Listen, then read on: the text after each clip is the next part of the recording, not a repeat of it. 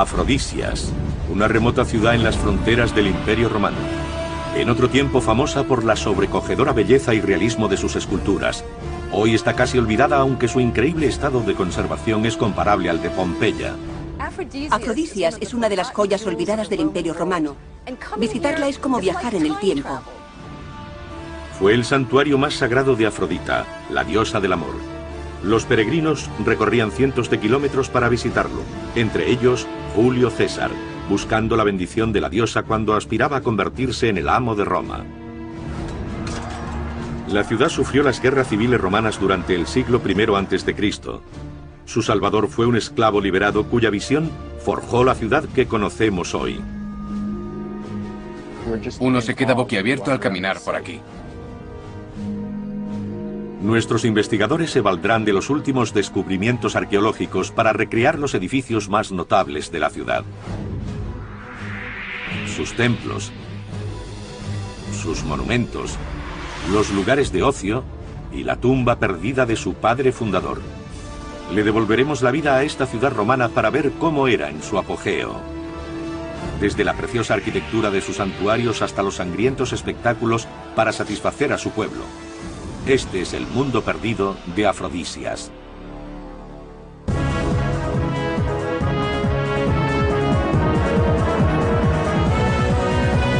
Mundos perdidos, la ciudad perdida de Afrodita. Nuestros investigadores se encuentran en el sudeste de Turquía, en lo que fuera la provincia romana de Asia Menor. Han venido hasta Afrodisias, ciudad que se llamaba así por su deidad protectora, Afrodita, la diosa griega del amor. Su origen se remonta a 5000 años antes de Cristo. Primero fue una ciudad griega y luego romana. Esta fusión de dos grandes culturas, dos estilos, la convirtió en una joya del Imperio Romano. Eleanor Herman es historiadora. Quiere descubrir el aspecto que tenía Afrodisias cuando era una de las ciudades más famosas, elegantes y bellas del mundo clásico. Y averiguará por qué se le debe todo a un esclavo, Gayo Julio Zoilos. El personaje más fascinante de Afrodisias fue Zoilos, un esclavo liberado por Julio César. No tenía nada, pero fue ganando poder y riqueza. Quiero averiguar cómo lo logró. Jesse Karp es ingeniero de estructuras. Quiere descubrir cómo se edificó una ciudad tan increíble. Se adentrará en los secretos de los maestros constructores romanos. Quiero descubrir cómo hacían estas obras tan grandes. Cómo ensamblaban la piedra sacada de un precipicio y traída hasta este lugar. La labraban y construían. Uno piensa, ¿cómo es posible obtener esto de un bloque de piedra? Pero lo hacían. Jesse y Eleanor trabajarán con un equipo de arqueólogos financiado por la Universidad de Nueva York que ha estado cartografiando, conservando y restaurando la ciudad desde el principio de las excavaciones en 1961. Se valdrán de los últimos descubrimientos para recrear un mundo que no hemos visto en 15 siglos. Jesse se encuentra con el arqueólogo Chris Rate en el lugar más alto de la ciudad. Aunque parcialmente oculta por la maleza, desde aquí se puede ver la disposición de Afrodisias. Hay buena vista desde aquí, de toda la ciudad. Nos encontramos en el centro de la ciudad y las zonas públicas estaban rodeadas de barrios residenciales con trazado en cuadrícula. Hemos descubierto esa disposición en los años 90 mediante estudios geofísicos en las zonas no excavadas de los bordes de la ciudad. Has dicho trazado en cuadrícula, pero ese no es un concepto moderno. En realidad es un sistema empleado en la antigua Grecia para asegurarse de que los colonos de los nuevos asentamientos tenían el mismo lote de tierra. También proporcionaba el marco necesario para el desarrollo monumental del centro de la ciudad, que tendría lugar un siglo y medio después de su fundación, gracias a la iniciativa de Zoilos, quien pagó la construcción de las primeras plazas públicas monumentales. Este trazado tan moderno tiene más de 2000 años de antigüedad. Nos sugiere un planeamiento y organización centralizados. Pero ¿cómo logró un esclavo liberado como Zoilos alcanzar tal importancia y reunir la riqueza necesaria para rediseñar su propia ciudad? Eleanor quiere descubrirlo. La esclavitud siempre fue un aspecto importante en la economía de la antigua Roma, pero lo que muchos no sabemos es que había distintos tipos de esclavos. Si tenías mala suerte, podías ser esclavo de galeras, remando en un barco de guerra con una esperanza de vida de unos meses. Podías convertirte voluntariamente en gladiador y luchar. En ese caso, si sobrevivías, podías ganar la libertad.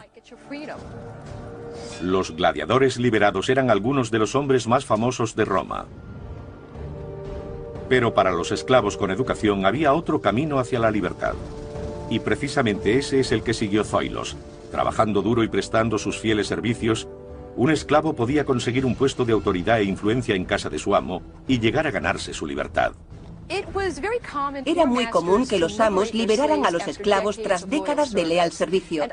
Creo que Zoilos era muy inteligente, astuto y trabajador, y acabó siendo liberado con mucho poder y dinero. Entonces regresó a su ciudad natal y construyó lo que vemos actualmente.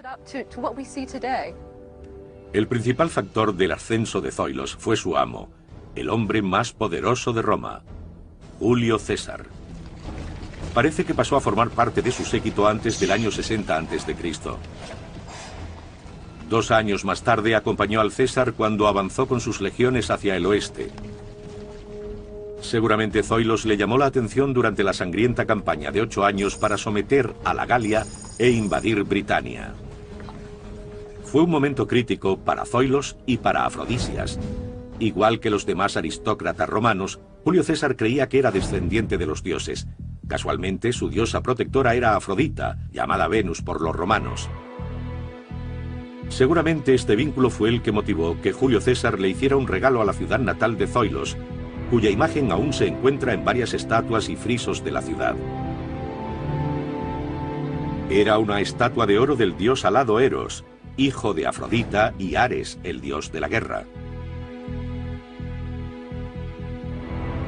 El regalo de Julio César marcó el principio de la transformación de Afrodisias de un pequeño pueblo griego a ser una flamante ciudad romana llena de mármol.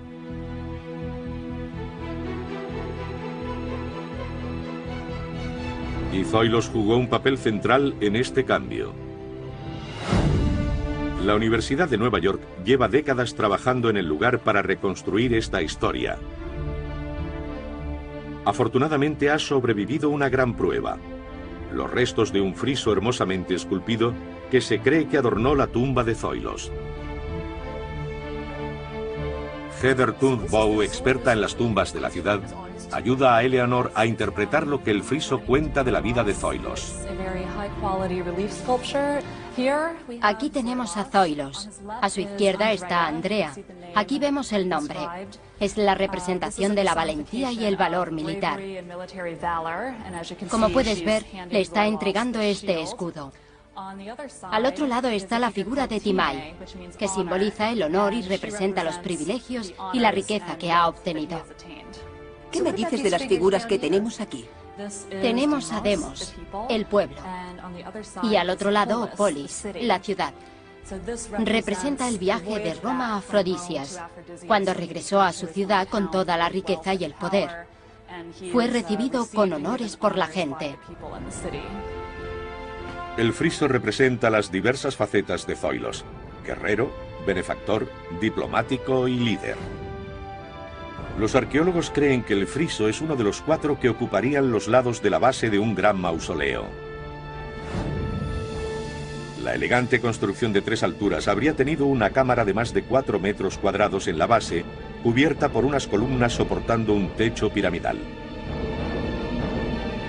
Servía para que la ciudad recordara al hombre y lo que le debía. A continuación, nuestros investigadores rastrean la trayectoria de Zoilos de esclavo a hombre de Estado. Con ella seguiremos la transformación de la ciudad de modesta colonia griega a joya del Imperio Romano. Y en el centro de esta historia, el asesinato del más grande general de Roma en el año 44 a.C.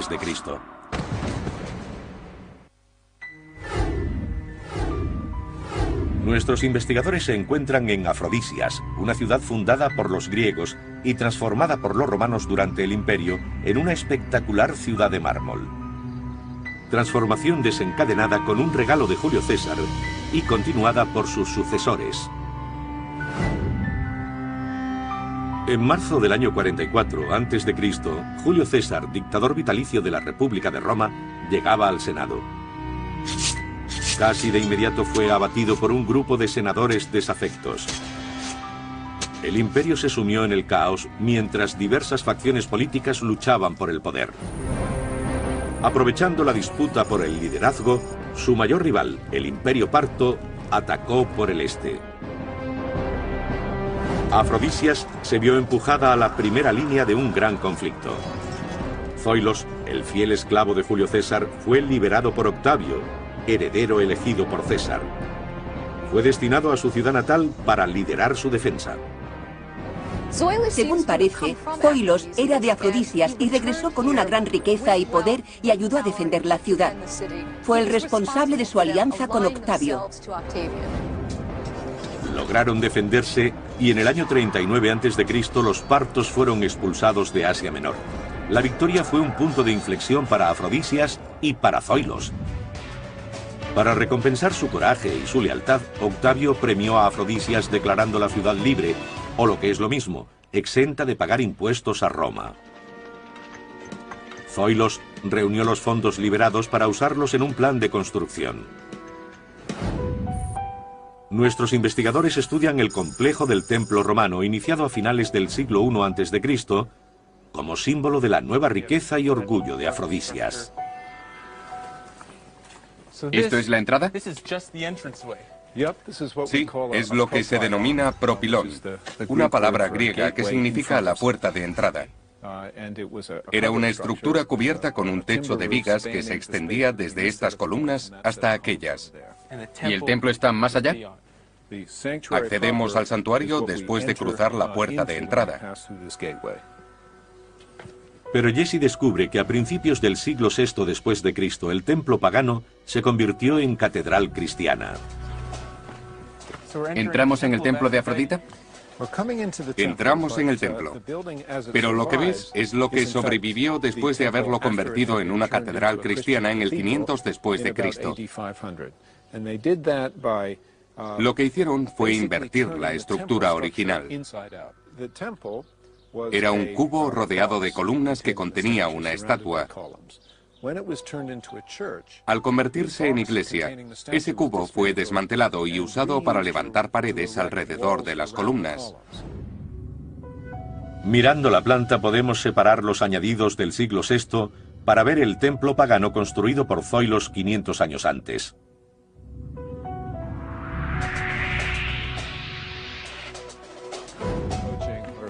Jesse quiere conocer las ideas y técnicas arquitectónicas del edificio original. ¿Cómo trazaron la planta? Los arquitectos de la antigüedad no disponían de unidades de medida estándar como el metro o el pie inglés. En cada edificio establecían cuál sería la unidad usada en él. Aquí el patrón permanece inscrito en uno de los bloques originales del templo. ¿Qué longitud tiene? Es exactamente un pie, 29,5 centímetros del sistema métrico. Encontramos esta medida en las dimensiones más significativas del templo y en los planos de la ciudad. Entonces, si miramos a nuestro alrededor, veremos múltiplos de esta medida por todo el lugar. En todas partes. La unidad garantizaba que los bloques de los edificios siguieran la misma medida. Las técnicas que usaron le sonarían a cualquier constructor moderno. ¿Qué tipo de tecnología emplearon para mover estas enormes piezas de mármol? Prácticamente la misma que se usa hoy. Bloques, aparejos, andamios, grúas. La única diferencia es que no estaban mecanizadas. Las columnas fueron un motivo central del templo pagano y de la posterior catedral cristiana. Si no eran rectas y firmes, su capacidad para soportar el peso se reducía considerablemente, convirtiéndolas en vulnerables ante cualquier temblor. Para que las piezas que formaban las columnas se mantuvieran rectas, las perforaban en el centro. Las sellaban con plomo fundido para aislarlas del óxido y las unía a un eje de hierro. Con esta técnica los constructores levantaban columnas muy elegantes para los estándares de la época. Su altura era 7 veces superior a su anchura. Actualmente se usa un sistema de sujeción similar. Fijamos las casas a los cimientos, que están anclados, por decirlo de algún modo. Cumplen la misma función. Una vez terminado, el templo de Afrodita se convirtió en la pieza más importante de la ciudad. Un asombroso edificio de mármol de 29 metros de alto por 8,5 de ancho, rodeado por 42 columnas. Ya que sabe cómo se construyó el templo y su aspecto exterior, Eleanor empieza a investigar lo que sucedía en su interior. Heather le enseña a Eleanor que Zoilos dejó constancia de su presencia en la piedra. Así que este es el templo de Afrodita, el punto alrededor del cual creció toda la ciudad. Estamos entrando en el templo de Afrodita, por la que fue la puerta de acceso a la iglesia cristiana.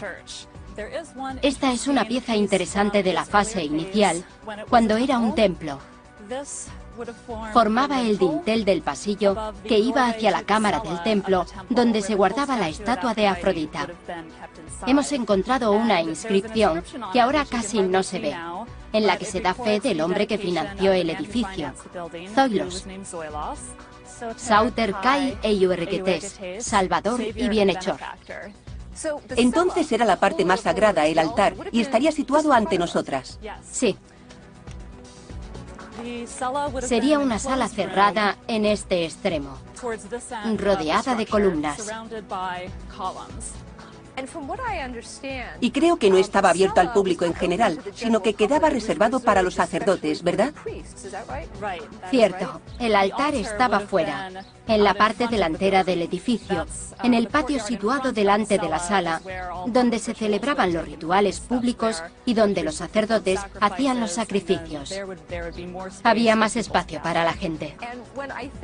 Cuando pienso en Afrodita, me imagino la voluptuosa diosa del amor y el sexo. Una hermosa mujer desnuda. ¿Era ese el aspecto de la estatua? La Afrodita de Afrodisias tiene una forma muy diferente. En el museo cercano hay una estatua de la diosa. ¿Sería esta una reproducción de la diosa Afrodita que se encontraba en el templo? No tiene nada que ver con lo que imaginaba, ni siquiera tiene curvas. Es verdad. Presenta esta forma porque es una mezcla de una antigua diosa de Anatolia y la Afrodita griega. La figura de Afrodita se encontraba en la parte cerrada del templo llamada cela. Se mantenía en penumbra y solo podían entrar los sacerdotes de la diosa. Pero seguramente esta estatua no fue la única atracción del templo. En la antigüedad, en distintos lugares dedicados al culto de Afrodita, disponían de una extraña institución, la prostitución del templo. Eran chicas de 15 o 16 años que esperaban en las escaleras de los templos a que llegara algún hombre y les ofreciera dinero a cambio de su virginidad. Las chicas más guapas volvían a casa el primer día. Las menos atractivas a veces se quedaban allí durante años. Desafortunadamente no podemos saber si este tipo de prostitución se practicaba en Afrodisias. Los motivos que llevaron a Zoilos a construir este templo tenían mucho menos de devoción religiosa que de ambición social. Ser elegido el sumo sacerdote del templo era una manera de aumentar su prestigio y estatus. En la antigua Roma, ser sacerdote era casi como ser juez civil. Llevar a cabo ciertas funciones era un honor. Y no solía implicar una dedicación completa, las 24 horas del día. Con este puesto, Zoilos se convertiría en una de las personas más influyentes de Afrodisias, justo en el momento en el que la ciudad tenía que tomar una decisión crucial. El Imperio Romano estaba en una encrucijada peligrosa porque se gestaba una nueva guerra civil. Octavio, heredero del César, estaba a punto de enfrentarse a Marco Antonio. La ciudad debía posicionarse y lo haría sabiendo que una elección equivocada podría suponer perderlo todo. Nuestros investigadores se encuentran en Afrodisias, una ciudad romana dedicada a la diosa del amor, Afrodita. Situada dentro del territorio gobernado por el íntimo amigo del César, Marco Antonio, su pueblo tuvo que tomar una difícil decisión en el año 31 a.C. ¿Debían apoyar a Marco Antonio o al sobrino del César, Octavio, en su lucha por el control de Roma? Cayo Julio Zoilos brindaba su apoyo a Octavio. Recibió ese nombre por ser un esclavo liberado de Cayo Julio César. el hombre cuya muerte había originado la lucha por el poder. Encontramos pruebas de la actitud de Octavio hacia Zoilos y la ciudad de Afrodisias en las inscripciones de la entrada del anfiteatro.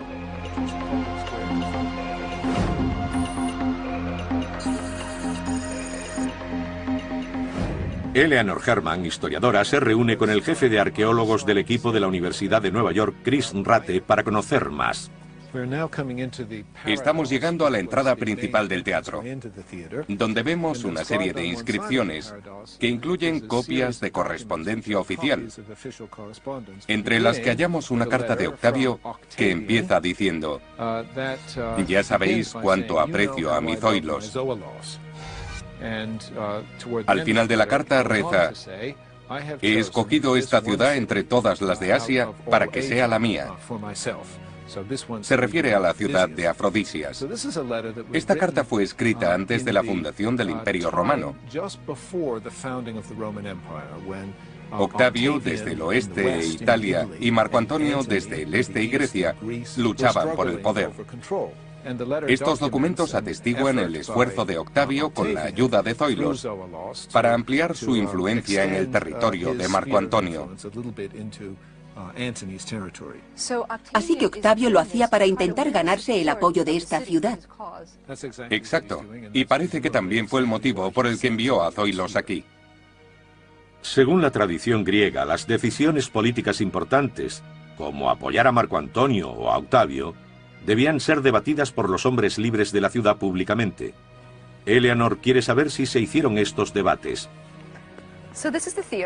Esto es el teatro, el lugar donde se hacían representaciones, pero ¿tenía otras finalidades? Era un espacio para asambleas de todo tipo. Cuando el gobernador romano venía aquí para dirigirse a la ciudad, escogía este lugar para hacer sus discursos, donde recibiría los aplausos del público. También se usaba para espectáculos de gladiadores, por eso la zona de la orquesta está por debajo del escenario. Los deportes sangrientos, gladiadores, peleas con animales salvajes y ejecuciones públicas figuraban entre los pasatiempos preferidos de los romanos y los exportaron con gran entusiasmo a todos los rincones de su imperio. Estos espectáculos también eran una poderosa arma política y los dignatarios locales, como Zoilos, financiaban las luchas para aumentar su popularidad. ¿Qué aspecto tenía hace 2000 años? ¿Era muy distinto de lo que vemos hoy? Era el doble de grande de lo que vemos. Ahora solo queda el bloque más bajo de asientos, pero había otro nivel encima. El edificio del escenario, el telón de fondo permanente, tenía 3 plantas. El conjunto sería muy elaborado y daría la sensación de ser un espacio cerrado. ¿Estaba lleno de estatuas de mármol? Sí, había muchísimas estatuas entre las columnas de los 2 últimos pisos. Muchas de ellas fueron encontradas cerca del escenario durante las primeras excavaciones. Las minuciosas investigaciones de la Universidad de Nueva York han descubierto la gran cantidad de estatuas y ornamentos que adornaban el escenario. Y seguimos encontrando rastros del ciudadano más importante de Afrodisias. Esto no era solo un escenario, era una valla publicitaria.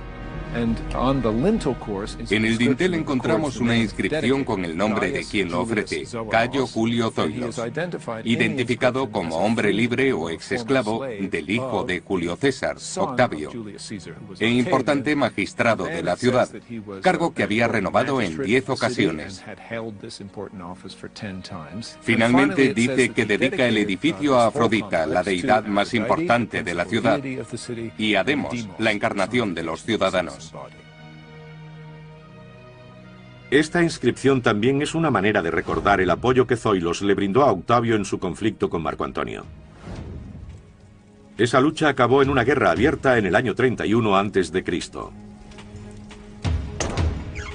Después de casarse con Cleopatra, la mujer más rica del mundo y reina de Egipto, Marco Antonio disfrutaba de una gran ventaja económica. Pero no se percató del insulto moral que causó en Roma su boda con la examante de Julio César. Cuando Marco Antonio se divorció de su mujer, una patricia, y se casó con Cleopatra, la reacción fue de horror. Allí estaba con esa encantadora mujer oriental que le haría hacer cosas terribles a él y a Roma. Los temores de Roma se confirmaron cuando Marco Antonio y Cleopatra declararon que Cesarión, el hijo mayor de Cleopatra, era hijo de Julio César. Por este motivo decidieron proclamarlo heredero de un supuesto imperio romano egipcio. Estas escandalosas reivindicaciones habrían sido una buena munición para que Zoilos lograra convencer a los afrodisios de la necesidad de apoyar a Octavio en la guerra. La decisión definitiva se tomaría en el teatro. Zoilos ganó. Para satisfacción de los afrodisios, que debían temer las represalias de Marco Antonio, la guerra fue corta.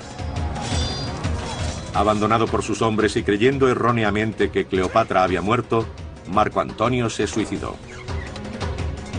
Octavio invade Egipto y encierra a la célebre reina en su palacio. Ella también se suicida. Entonces, ejecuta a Cesarión para convertirse en único sucesor del César y amo absoluto del Imperio Romano. Siguiendo los consejos de Zoilos, Afrodisias había apoyado al bando ganador. Ahora cosechaba los beneficios del favor de Octavio, visibles en el teatro acabado. Se terminó sobre el 27 a.C., unos años después de la victoria. El escenario era una asombrosa edificación de 3 plantas, adornada con estatuas de dioses, héroes y dignatarios, entre los que debía de encontrarse el mismo Zoilos. Este había reconvertido el foro más importante de la ciudad y había reconstruido el santuario más sagrado, el templo de Afrodita, del que él era sumo sacerdote. El exesclavo se había convertido en el amo de la ciudad, pero sus ambiciones no quedaron ahí. Su siguiente proyecto sentaría las bases para que Afrodisias se convirtiera no solo en un centro de los negocios, el comercio y las artes, sino en prestigiosa sede para los juegos y sacrificios más sangrientos. Nuestros investigadores se encuentran en el sudoeste de Turquía en una ciudad llamada Afrodisias, un lugar olvidado de elegantes edificios de mármol. Actualmente sus restos son comparables a los de Pompeya. Jesse Karp se encuentra con Lia Long, arqueóloga, en una cantera a 2,5 kilómetros de la ciudad. Intenta descubrir por qué Afrodisias fue considerada la ciudad más hermosa del Imperio Romano. Estamos ante una de las mayores canteras que usaron los habitantes de Afrodisias para abastecerse de mármol. Es enorme. ¿Qué cantidad de piedra extrajeron de este lugar? Pues unos 280 metros cúbicos. Eso es muchísimo. Sí, desde luego. Y seguramente la usaron en varios de los monumentos del centro de la ciudad. Aún hoy son visibles las marcas de las técnicas usadas hace 2000 años para extraer el mármol de la cantera.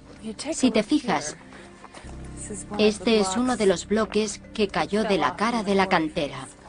Vemos algunas marcas y un agujero en el centro. ¿Para qué servía? Ese orificio se usaba para desprender el bloque. Utilizaban cuñas de madera envueltas con telas y las llevaban hasta los agujeros. Las humedecían y al secarse se expanden. Eso es.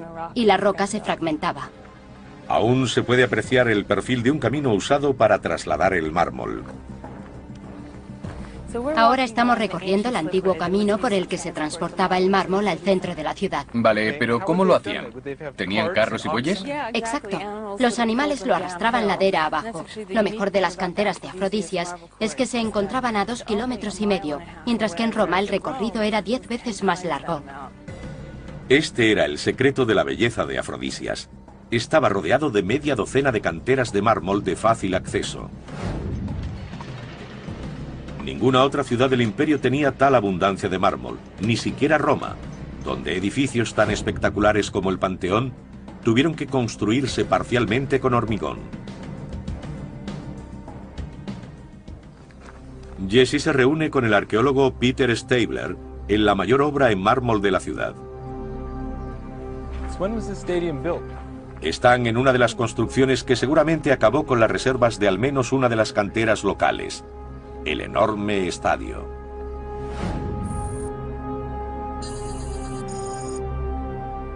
¿Cómo se conserva el estadio? Es uno de los estadios antiguos más grandes y mejor conservados. Es una construcción inmensa. ¿Tienes idea de la cantidad de mármol que se usó para construirlo?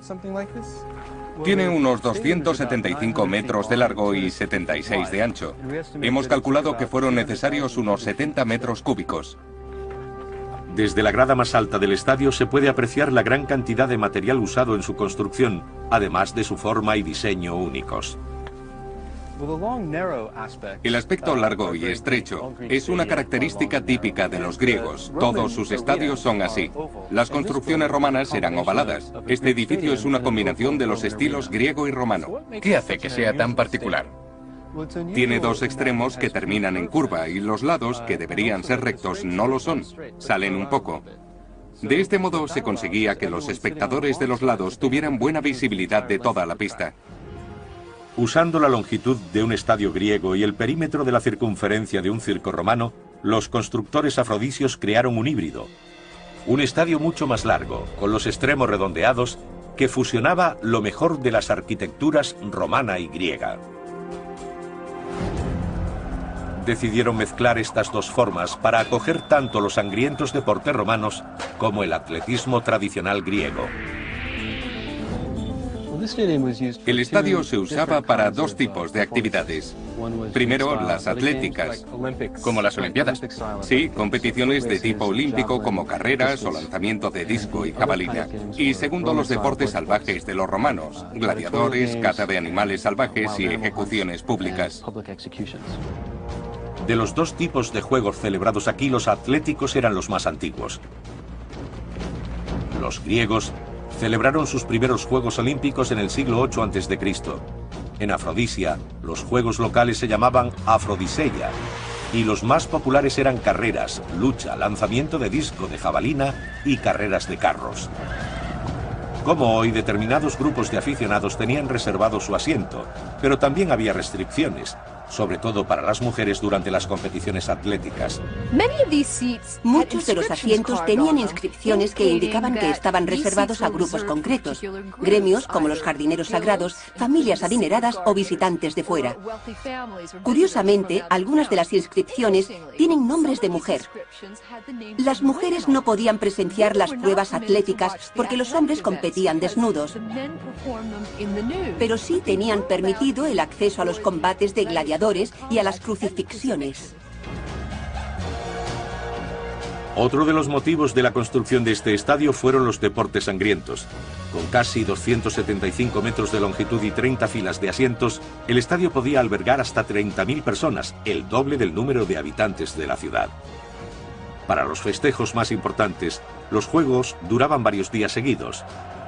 No era extraño que la gente encontrara otra manera de divertirse entre un evento y otro. Aquí tenemos un tablero de juego que alguien talló en el asiento hace 1600 años. En los momentos en los que te aburrías, entre combates, después de las decapitaciones, antes de que saliera el león a hacer trizas a la gente, podías sentarte a jugar con un amigo. El estadio fue un gran logro, pero tanto sus medidas como su importancia tendrían que competir con el siguiente proyecto de construcción de Zoilos. En el año 25 a.C. empezó a reconstruir la plaza principal, o ágora, un proyecto de grandes dimensiones con el que Zoilos quiso dejar su huella indeleble.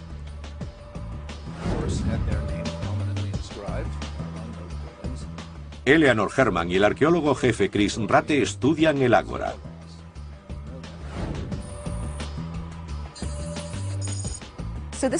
Esto es el ágora, el antiguo mercado y el centro neurálgico de Afrodisias. Sí, la palabra ágora, en griego antiguo, significa tanto multitud como el lugar donde se congrega. Y eso es exactamente lo que era. Era la plaza principal civil y comercial de la ciudad, con todos los puestos situados en el pórtico que la rodeaba. Las asambleas de ciudadanos tenían lugar aquí, y parece que durante los días de mercado los habitantes de pueblos cercanos acudían para poner sus puestos en los que vendían sus productos y utensilios. Así que era como un centro comercial al que la gente venía y compraba casi todo lo que quería. Eso es. Una vez terminada tenía 200 metros de larga y 70 de ancha. Era una plaza espectacular, a la altura de cualquier otra del Imperio Romano. Estaba rodeada de una preciosa columnata cubierta llamada Stoa. Pasillos techados como este se extendían más allá del ágora uniéndola al templo de Afrodita, para que los ciudadanos pudieran pasear de un lado al otro del centro de la ciudad sin tener que hacerlo bajo el sol o la lluvia. Indicios arqueológicos sugieren que aquí se encontraba la tumba de Zoilos. El santuario de Afrodita era el centro religioso de la ciudad. Esto es el centro cívico. El ágora era un espacio abierto que disponía de algunos monumentos públicos repartidos a su alrededor. Y en el centro hay una plataforma cuadrada de mampostería que tiene las dimensiones adecuadas para la tumba de Zoilos.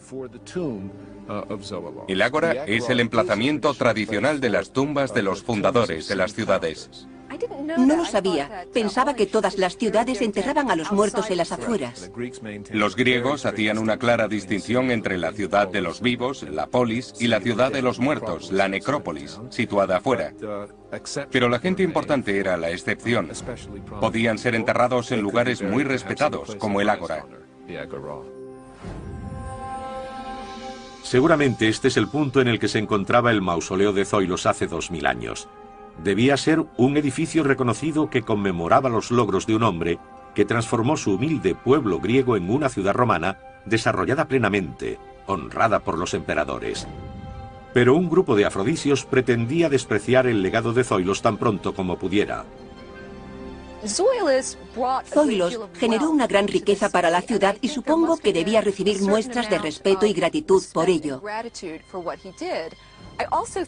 Pero también habría gente celosa, ya que era un antiguo esclavo, la clase más baja, que se dedicaba a inscribir su nombre por toda la ciudad. Supongo que las más poderosas familias aristocráticas estarían muy celosas. Zoilos murió hacia el año 20 a.C. La aristocracia local, privada del poder por un esclavo liberado, se movilizó rápidamente para reclamar la autoridad que consideraba suya por derecho de nacimiento. Para facilitar el cambio de régimen, tuvieron que probar su fidelidad a Octavio, ahora llamado Augusto, el primer emperador romano. Y eligieron hacerlo construyendo el edificio más ambicioso jamás levantado en Afrodisias. Un rompecabezas que nos sigue asombrando en la actualidad. En la ciudad romana de Afrodisias, nuestros investigadores exploran el notable legado de un esclavo liberado que se convirtió en hombre de Estado, Cayo Julio Zoilos. Han revelado cuál era el aspecto del templo de Afrodita cuando Zoilos lo reformó a mediados del siglo I a.C. Y también han visto el magnífico escenario que añadió al teatro y la extensa ágora donde construyó su propio mausoleo. Ahora se centran en el majestuoso edificio construido tras su muerte. Llamado Sebasteion, fue el templo imperial de la ciudad dedicado a Octavio y a los primeros Césares. Jesse lo visita con un experto en reconstrucciones, Gerhard Pohl. Se enfrenta a la enorme tarea de rehacer una parte del que fuera el edificio más espectacular de la ciudad. Estos bloques están por todas partes. Parece un enorme rompecabezas. Tenemos más de 3.500 bloques como este. ¿Y con eso tendréis suficiente para reconstruirlo? Es suficiente porque para hacer este tipo de trabajo necesitamos más del 70% del edificio. Pero cuando tienes todos esos bloques mezclados, ¿cómo sabes cuál encaja con cuál y dónde van? Hay muchas marcas diferentes, orificios y elementos decorativos. Podemos averiguar la posición original de las piedras. Muchas de ellas pertenecen a la entrada del Sebasteion de 3 niveles que llevaba a su característica más importante, una vía ceremonial de casi 90 metros de largo por 15 de ancho. ¿Qué parte del Sebasteion estamos recorriendo ahora? Ahora atravesamos el patio de este edificio. La entrada estaba en ese lado. Vale. Y al otro lado tenemos el templo. A izquierda y derecha hay unos pórticos de 3 plantas. Los estamos reconstruyendo en esta esquina. Tendrá la misma altura. ¿Cuánto tardaréis? Unos 4 o 5 años más. ¿Y cuánto lleváis trabajando? Hace ya 4 o 5 años. Así que son unos 10 años. Gerhard le muestra las técnicas tradicionales que usan para la reconstrucción del templo. Aquí tenemos las marcas de una grapa. ¿Pasa por aquí? Sí, era una grapa que unía las dos piezas. Veamos cómo encajan. Así que esta es la construcción original. Sí, la original. ¿Y estos de aquí? No parecen los originales. Parecen de hormigón. Son moldes. Primero usamos unos moldes para probarlos en la parte superior del edificio. Los originales están allí. Intentamos encontrar la posición y cuando estamos seguros de que van en ese lugar, los sustituimos. Aquí hay un hueco. ¿Tenéis que llenarlo? Quedará vacío. Solo usamos copias si es estrictamente necesario para la construcción. Esto es lo que Jesse habría visto hace 2000 años cuando el Sebastellón estaba terminado. Una espectacular vía ceremonial que terminaba en el templo situado a más de 90 metros. Al final, en el lugar en el que se levantaba el templo, encontramos a Eleanor con el arquitecto Thomas Kiefer. Intenta imaginar el aspecto interior de esta suntuosa construcción. ¿Qué finalidad tenía el templo si disponían de un importante santuario dedicado a Afrodita justo al lado? ¿Para qué construyeron otro?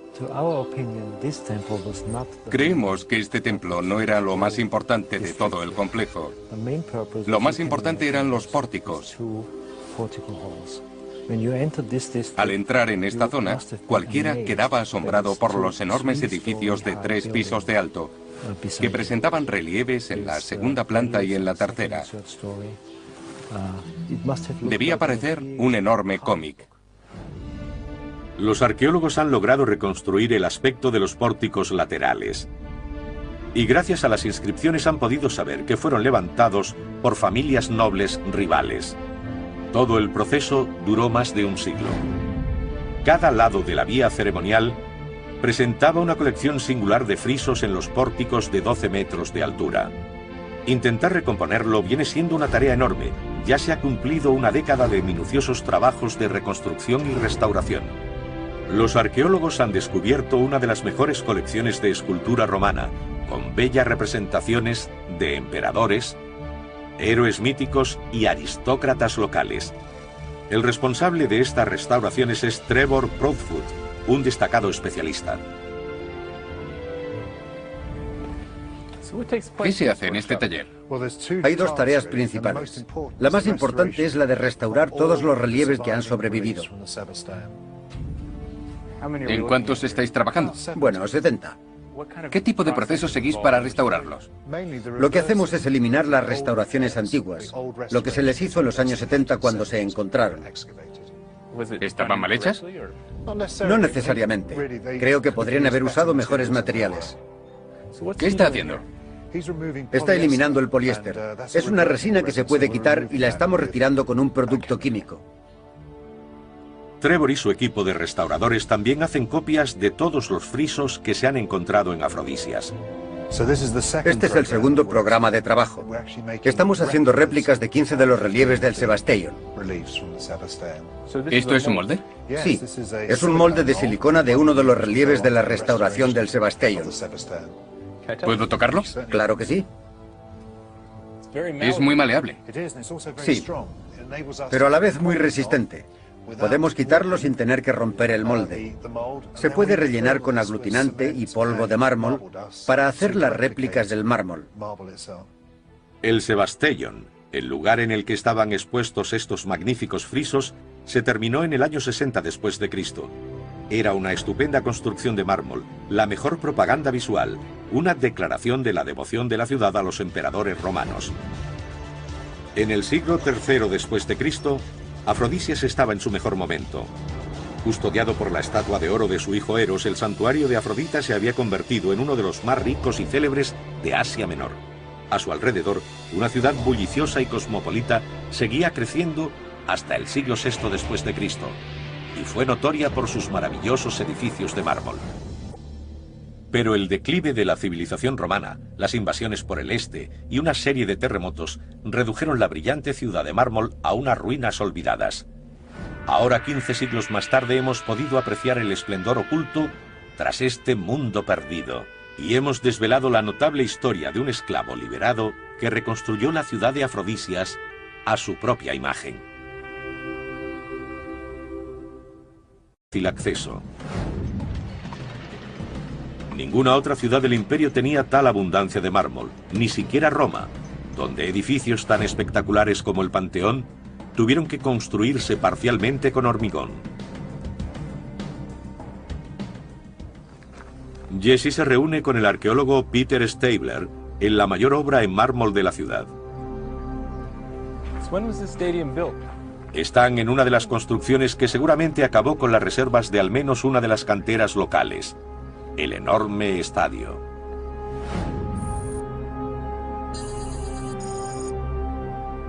¿Cómo se conserva el estadio? Es uno de los estadios antiguos más grandes y mejor conservados. Es una construcción inmensa. ¿Tienes idea de la cantidad de mármol que se usó para construirlo? Tiene unos 275 metros de largo y 76 de ancho. Hemos calculado que fueron necesarios unos 70 metros cúbicos. Desde la grada más alta del estadio se puede apreciar la gran cantidad de material usado en su construcción, además de su forma y diseño únicos. El aspecto largo y estrecho es una característica típica de los griegos. Todos sus estadios son así. Las construcciones romanas eran ovaladas. Este edificio es una combinación de los estilos griego y romano. ¿Qué hace que sea tan particular? Tiene dos extremos que terminan en curva y los lados, que deberían ser rectos, no lo son. Salen un poco. De este modo se conseguía que los espectadores de los lados tuvieran buena visibilidad de toda la pista. Usando la longitud de un estadio griego y el perímetro de la circunferencia de un circo romano, los constructores afrodisios crearon un híbrido. Un estadio mucho más largo, con los extremos redondeados, que fusionaba lo mejor de las arquitecturas romana y griega. Decidieron mezclar estas dos formas para acoger tanto los sangrientos deportes romanos como el atletismo tradicional griego. El estadio se usaba para dos tipos de actividades. Primero, las atléticas. Como las Olimpiadas. Sí, competiciones de tipo olímpico como carreras o lanzamiento de disco y jabalina. Y segundo, los deportes salvajes de los romanos, gladiadores, caza de animales salvajes y ejecuciones públicas. De los dos tipos de juegos celebrados aquí, los atléticos eran los más antiguos. Los griegos celebraron sus primeros Juegos Olímpicos en el siglo VIII a.C. En Afrodisia, los juegos locales se llamaban Afrodiseia, y los más populares eran carreras, lucha, lanzamiento de disco de jabalina y carreras de carros. Como hoy, determinados grupos de aficionados tenían reservado su asiento, pero también había restricciones, sobre todo para las mujeres durante las competiciones atléticas. Clavo. Cayo Julio Zoilos. El personaje más fascinante de Afrodisias fue Zoilos, un esclavo liberado por Julio César. No tenía nada, pero fue ganando poder y riqueza. Quiero averiguar cómo lo logró. Jesse Karp es ingeniero de estructuras. Quiere descubrir cómo se edificó una ciudad tan increíble. Se adentrará en los secretos de los maestros constructores romanos. Quiero descubrir cómo hacían estas obras tan grandes. Cómo ensamblaban la piedra sacada de un precipicio y traída hasta este lugar. La labraban y construían. Uno piensa, ¿cómo es posible obtener esto de un bloque de piedra? Pero lo hacían. Jesse y Eleanor trabajarán con un equipo de arqueólogos financiado por la Universidad de Nueva York que ha estado cartografiando, conservando y restaurando la ciudad desde el principio de las excavaciones en 1961. Se valdrán de los últimos descubrimientos para recrear un mundo que no hemos visto en 15 siglos. Jesse se encuentra con el arqueólogo Chris Ratte en el lugar más alto de la ciudad. Aunque parcialmente oculta por la maleza, desde aquí se puede ver la disposición de Afrodisias. Hay buena vista desde aquí, de toda la ciudad. Nos encontramos en el centro de la ciudad y las zonas públicas estaban rodeadas de barrios residenciales con trazado en cuadrícula. Hemos descubierto esa disposición en los años 90 mediante estudios geofísicos en las zonas no excavadas de los bordes de la ciudad. Has dicho trazado en cuadrícula, pero ¿ese no es un concepto moderno? En realidad es un sistema empleado en la antigua Grecia para asegurarse de que los colonos de los nuevos asentamientos tenían el mismo lote de tierra. También proporcionaba el marco necesario para el desarrollo monumental del centro de la ciudad, que tendría lugar un siglo y medio después de su fundación, gracias a la iniciativa de Zoilos, quien pagó la construcción de las primeras plazas públicas monumentales. Este trazado tan moderno tiene más de 2000 años de antigüedad. Nos sugiere un planeamiento y organización centralizados. Pero ¿cómo logró un esclavo liberado como Zoilos alcanzar tal importancia y reunir la riqueza necesaria para rediseñar su propia ciudad? Eleanor quiere descubrirlo. La esclavitud siempre fue un aspecto importante en la economía de la antigua Roma. Pero lo que muchos no sabemos es que había distintos tipos de esclavos. Si tenías mala suerte, podías ser esclavo de galeras, remando en un barco de guerra con una esperanza de vida de unos meses. Podías convertirte voluntariamente en gladiador y luchar. En ese caso, si sobrevivías, podías ganar la libertad. Los gladiadores liberados eran algunos de los hombres más famosos de los bordes de la ciudad. Has dicho trazado en cuadrícula, pero ¿ese no es un concepto moderno? En realidad es un sistema empleado en la antigua Grecia para asegurarse de que los colonos de los nuevos asentamientos tenían el mismo lote de tierra. También proporcionaba el marco necesario para el desarrollo monumental del centro de la ciudad, que tendría lugar un siglo y medio después de su fundación, gracias a la iniciativa de Zoilos, quien pagó la construcción de las primeras plazas públicas monumentales. Este trazado tan moderno tiene más de 2000 años de antigüedad. Nos sugiere un planeamiento y organización centralizados. Pero ¿cómo logró un esclavo liberado como Zoilos alcanzar tal importancia y reunir la riqueza necesaria para rediseñar su propia ciudad? Eleanor quiere descubrirlo. La esclavitud siempre fue un aspecto importante en la economía de la antigua Roma. Pero lo que muchos no sabemos es que había distintos tipos de esclavos. Si tenías mala suerte, podías ser esclavo de galeras, remando en un barco de guerra con una esperanza de vida de unos meses. Podías convertirte voluntariamente en gladiador y luchar. En ese caso, si sobrevivías, podías ganar la libertad. Los gladiadores liberados eran algunos de los hombres más famosos de Roma. Pero para los esclavos con educación había otro camino hacia la libertad. Y precisamente ese es el que siguió Zoilos. Trabajando duro y prestando sus fieles servicios, un esclavo podía conseguir un puesto de autoridad e influencia en casa de su amo y llegar a ganarse su libertad. Era muy común que los amos liberaran a los esclavos tras décadas de leal servicio. Creo que Zoilos era muy inteligente, astuto y trabajador, y acabó siendo liberado con mucho poder y dinero. Entonces regresó a su ciudad natal y construyó lo que vemos actualmente. El principal factor del ascenso de Zoilos fue su amo, el hombre más poderoso de Roma, Julio César.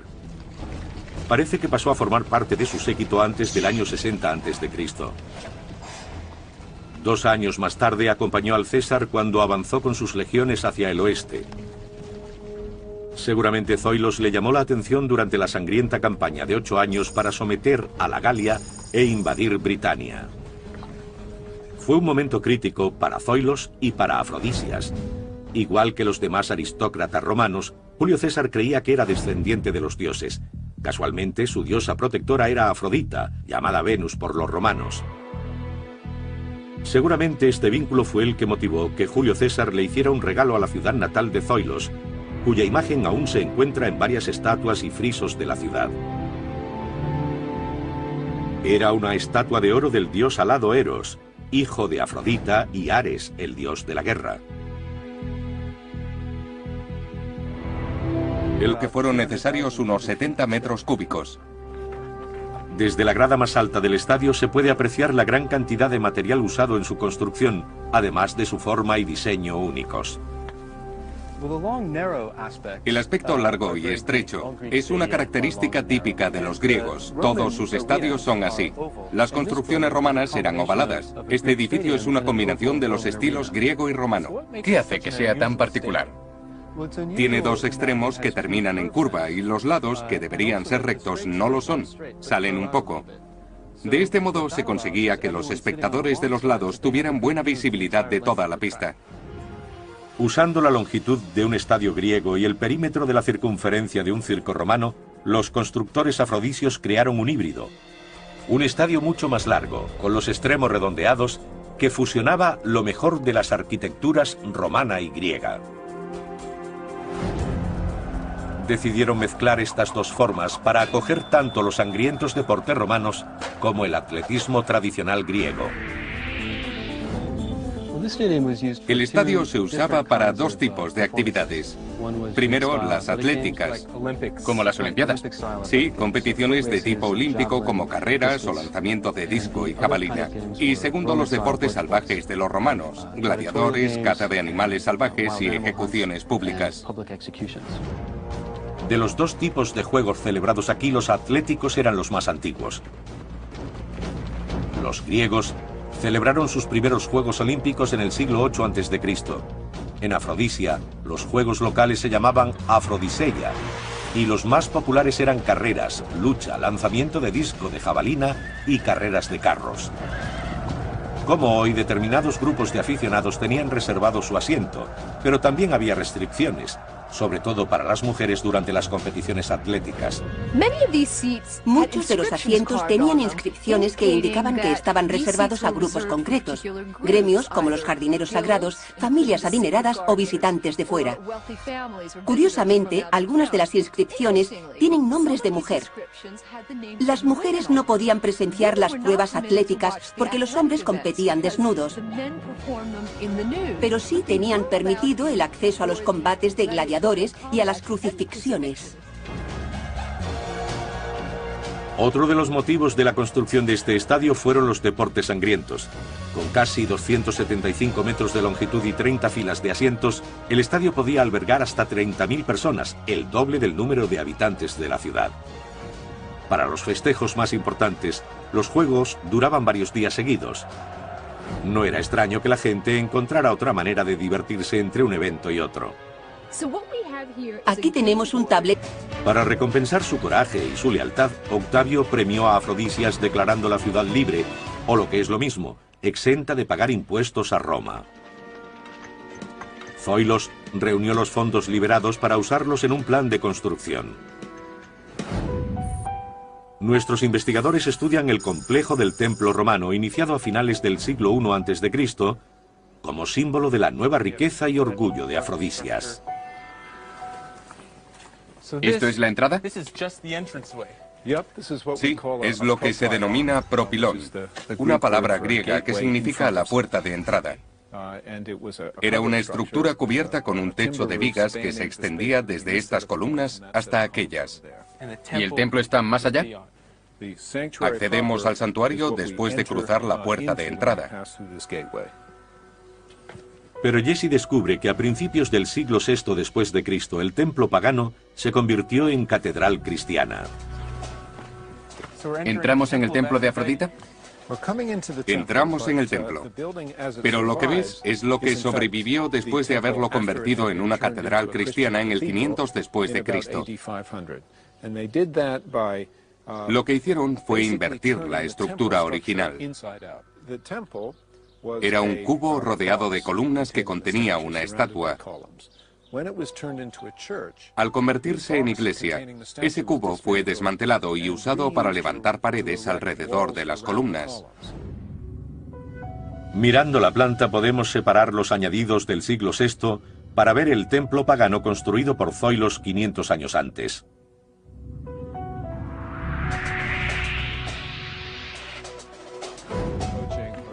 Jesse quiere conocer las ideas y técnicas arquitectónicas del edificio original. ¿Cómo trazaron la planta?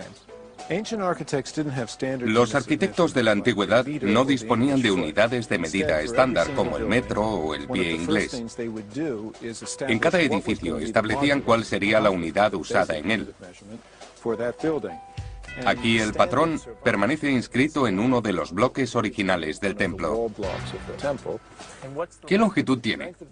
Es exactamente un pie, 29,5 centímetros del sistema métrico.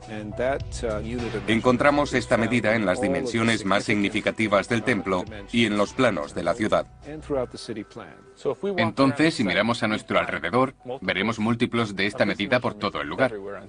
En todas partes. La unidad garantizaba que los bloques de los edificios siguieran la misma medida. Las técnicas que usaron le sonarían a cualquier constructor moderno. ¿Qué tipo de tecnología emplearon para mover estas enormes piezas de mármol? Listo.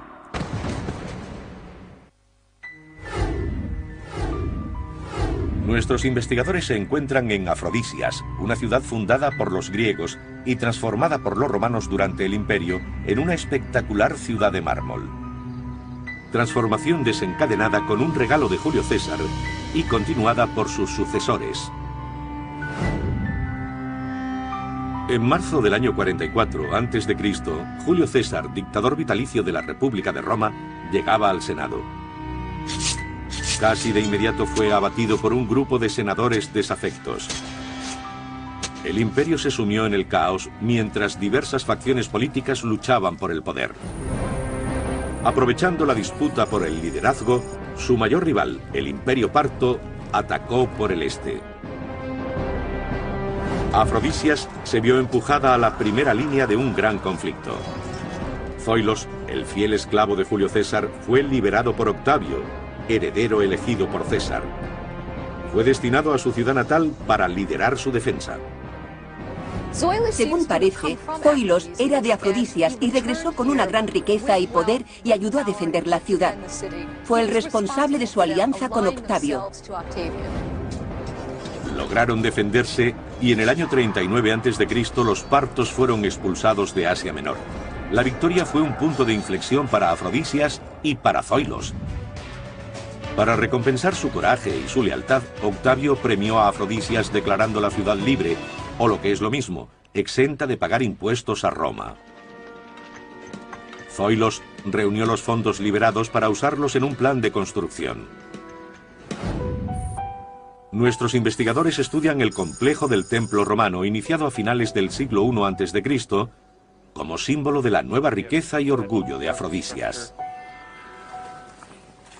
¿Esto es la entrada?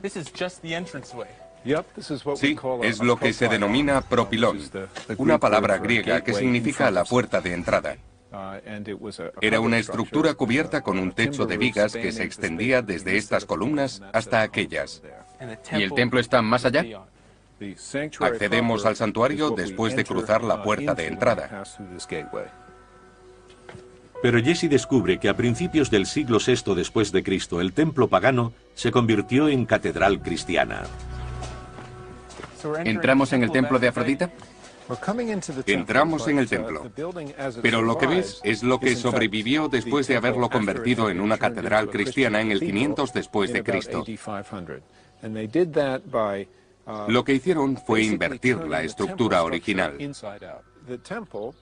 Era un cubo rodeado de columnas que contenía una estatua. Luchaban por el poder.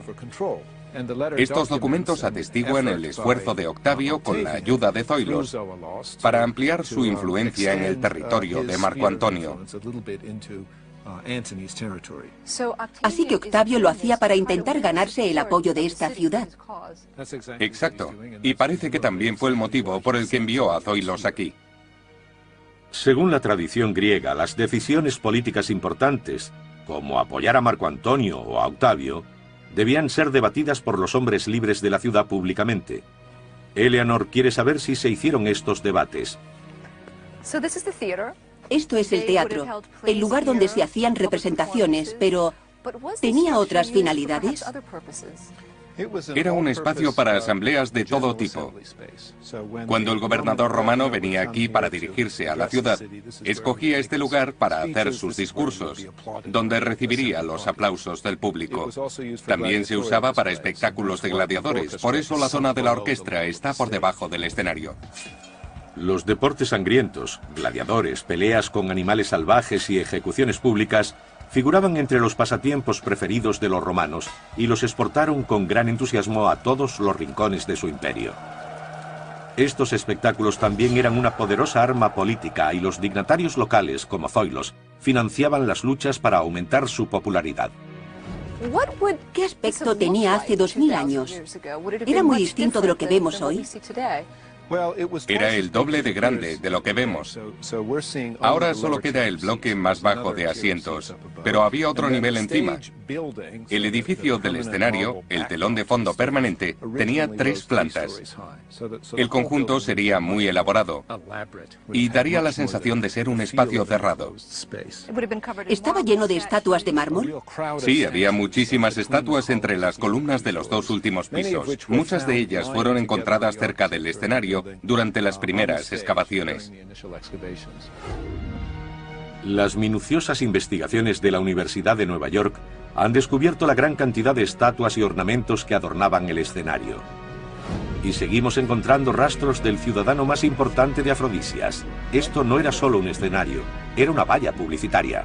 En el dintel encontramos una inscripción con el nombre de quien lo ofrece, Cayo Julio Zoilos, identificado como hombre libre o exesclavo del hijo de Julio César, Octavio, e importante magistrado de la ciudad, cargo que había renovado en 10 ocasiones.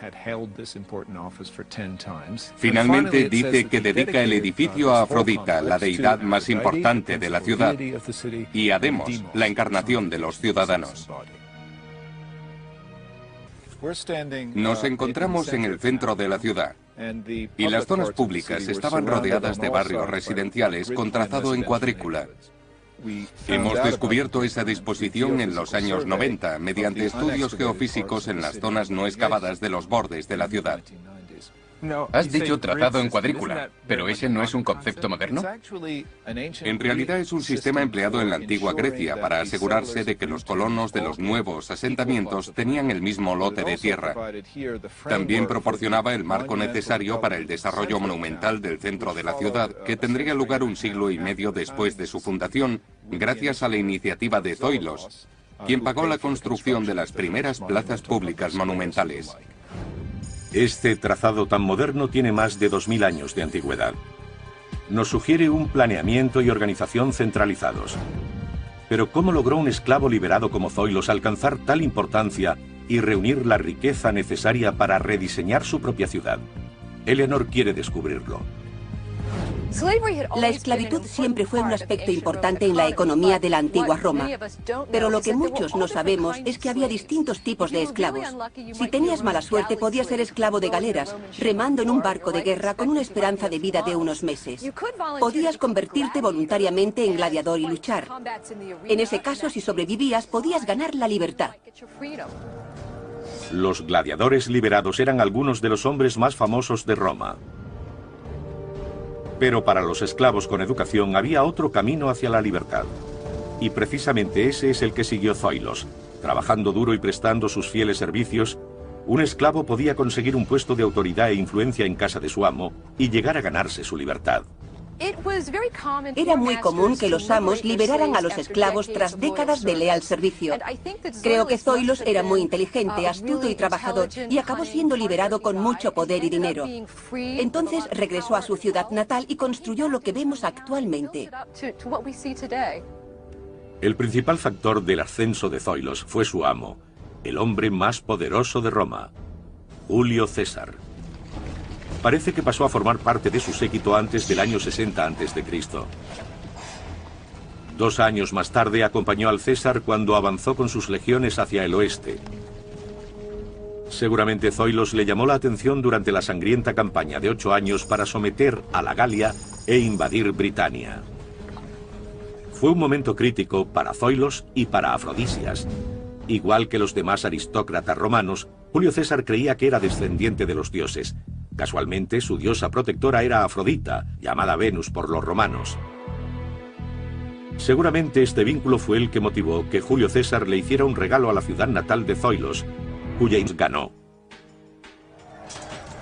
Para satisfacción de los afrodisios, que debían temer las represalias de Marco Antonio, la guerra fue corta.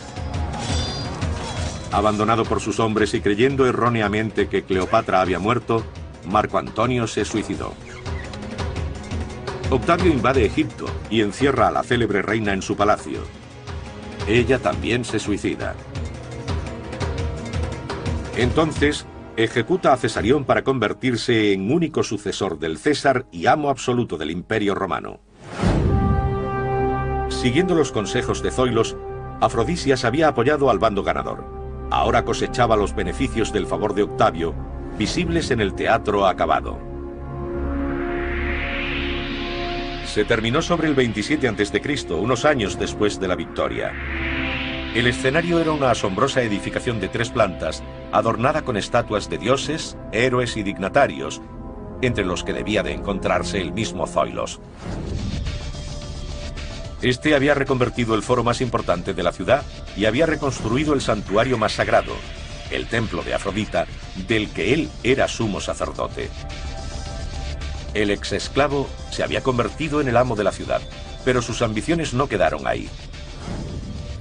Su siguiente proyecto sentaría las bases para que Afrodisias se convirtiera no solo en un centro de los negocios, el comercio y las artes, sino en prestigiosa sede para los juegos y sacrificios más sangrientos. Nuestros investigadores se encuentran en el sudoeste de Turquía en una ciudad llamada Afrodisias, un lugar olvidado de elegantes edificios de mármol.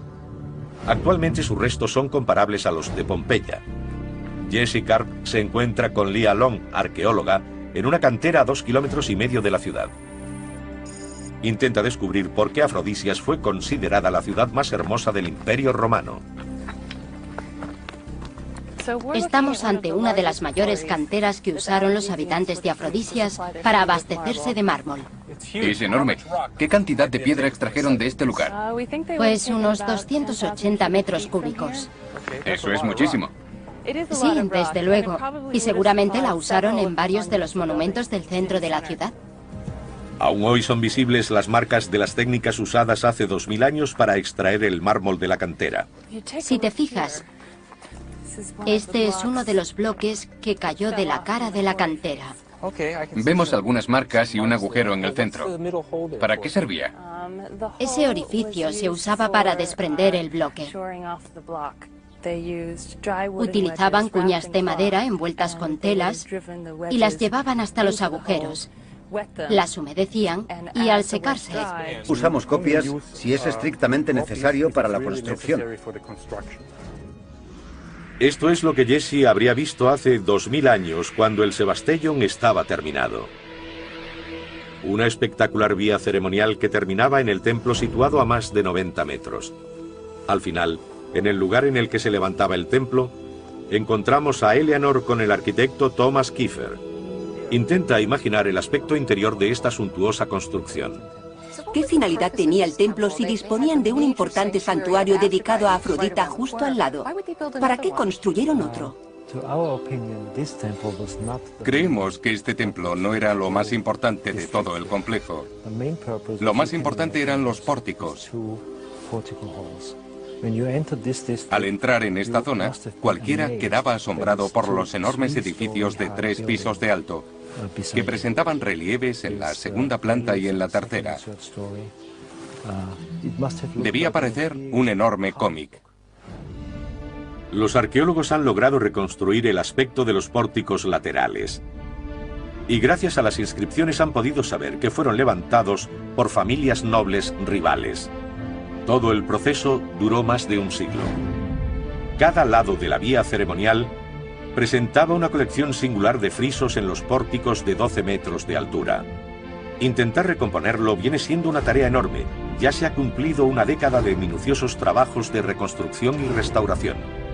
Los arqueólogos han descubierto una de las mejores colecciones de escultura romana, con bellas representaciones de emperadores, héroes míticos y aristócratas locales.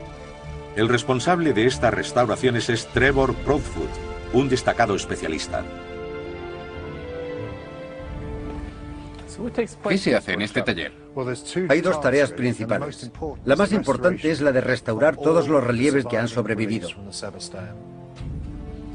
¿En cuántos estáis trabajando? Bueno, 70. ¿Qué tipo de proceso seguís para restaurarlos? Lo que hacemos es eliminar las restauraciones antiguas, lo que se les hizo en los años 70 cuando se encontraron. ¿Estaban mal hechas? No necesariamente. Creo que podrían haber usado mejores materiales. ¿Qué está haciendo? Está eliminando el poliéster. Es una resina que se puede quitar y la estamos retirando con un producto químico. Trevor y su equipo de restauradores también hacen copias de todos los frisos que se han encontrado en Afrodisias. Este es el segundo programa de trabajo. Estamos haciendo réplicas de 15 de los relieves del Sebasteion. ¿Esto es un molde? Sí, es un molde de silicona de uno de los relieves de la restauración del Sebasteion. ¿Puedo tocarlo? Claro que sí. Es muy maleable.